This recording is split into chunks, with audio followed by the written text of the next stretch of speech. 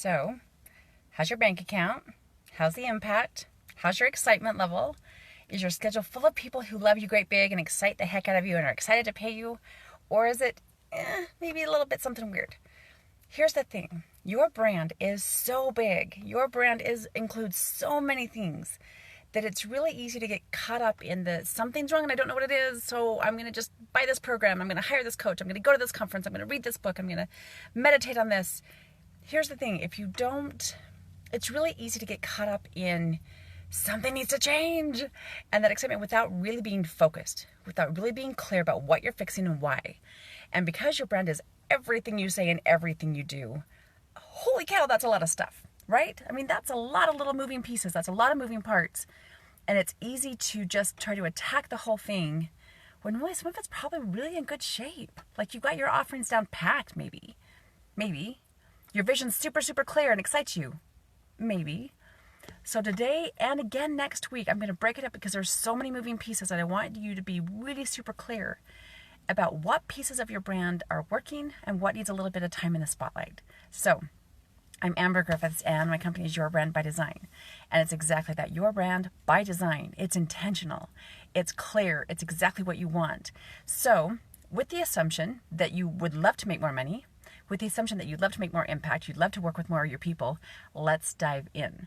So the first three things that I want to speak about this week are the first three keys of creating your rockstar brand. And those are the easiest, I think. They'll ease you into how to identify what pieces of your brand are broken, are a little bent, a little scuffed, or just completely wonkus, right? So here's a way to do it. And I wrote this down so I can keep track, because otherwise we'll be off talking about branding for an hour. So one of the first things that I would say is let's look at your voice. Do you know why you're different? Do you know how you stand out from everyone else? If you are in an industry that has thousands of people in it, and a lot of us are, do you know how many coaches there are? Do you know how many speakers there are? Think about your industry. If you're real estate, do you know how many realtors there are? Do you know how many loan officers, insurance, title, all those little pieces? If you're in direct sales company, oh my holy cow, there's thousands and thousands of people who literally sell the same products you do, literally sell the same services you do. So can you very succinctly explain why you're different, why you're better, why you're amazing, why your people would want to work with you? If you can't, then that's your voice. That's where you say, okay, I need to go back into my voice. What pieces of me am I leaving behind? Am I only claiming 20%? Am I only claiming 30%? Because remember, especially if you're going to do math that way, and again, this is easy branding expert math. This is not hard, so stay with me. If you're only claiming 20% of what you offer, 20% of who you are and what makes you amazing, you're making 20% of the potential income. You're making 20% of the potential impact. Let's not do that. Let's claim it 100%. So if you can't figure out why you're different, start with your voice. If you can't figure out what your zone of genius is, oh baby, this is a common problem. It's the I can do everything. I can do anything. It's the, here's this list of services. There's 27 of them. Pick one. I can do it all. It's a really easy way to get drained. It's a really easy way to get stuck working with people that aren't your ideal client. If you are not super, super clear about what your zone of genius is, that's your voice. Look to your voice. Get super clear about that. If somebody says, what do you do? And it's a laundry list of services, check that. That's the part that needs a little bit of extra love, a little bit of spotlight. Focus on that and get it nailed down to your zone of genius. And usually, here's a really great part about that. If you focus on the benefit that you create, the benefit you provide, the solution you offer, you probably have 27 different ways to do it. But that's not 27 zones of genius. Your zone of genius is how you provide that one benefit, that one solution. And then you can talk about the 27 ways to get there, right? That's your voice. Let's talk about fans. You're saying, I'm reading this, make sure I get this right. If you sit down for a one-on-one, if somebody calls you and says, we need to have a sales conversation, I think I want to work with you, and they are shocked, appalled, amazed at the price tag. If they say things like, no kidding, I've been quoted this and it's complete nonsense. Spoke to a lady at a conference and she said, wow, you're more expensive than Tony Robbins. I'm like, I don't know how in the name of all that is holy that's even possible, especially for one-on-one coaching, really. But if your people come in and go, wow, you charge a lot, not your people. not your ideal clients. And not only that, but something in your messaging is calling in people not prepared to pay you for what your value is. So it's a combination of your fans and your messaging. Your voice is probably fine. You know your zone of genius. You know what you do really well, and you know how to price it appropriately. But if you're having one-to-ones and sales conversations over and over again with people who just want to pick your brain, with people who can't believe you would ever charge that much, not your people. You need to take a look at your fans and take a look at your messaging and see what it is you're saying that makes people think you would do this for free. What is it that about you and how you hold yourself, your brand?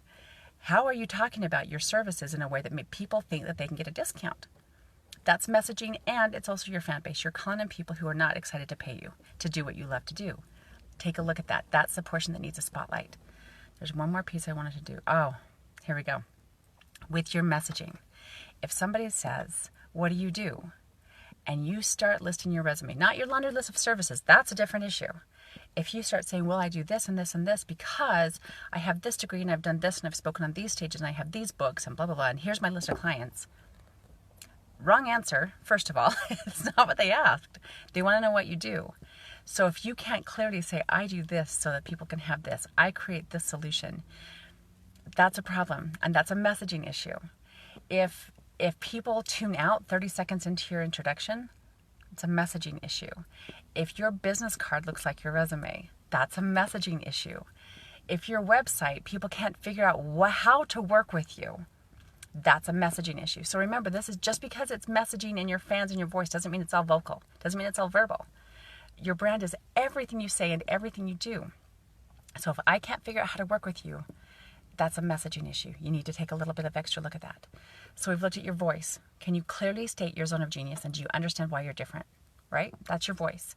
With your fans, are you constantly getting called by people and appointments set up with people who can't afford to pay you, who don't want to pay you? Are you constantly being interactive with people who want you to do something other than your zone of genius? That's a fans issue. You're not attracting the right people, your right people. And if you get people who can't figure out how to work with you, can't figure out quite what you do, that's probably a messaging issue. Does that make sense?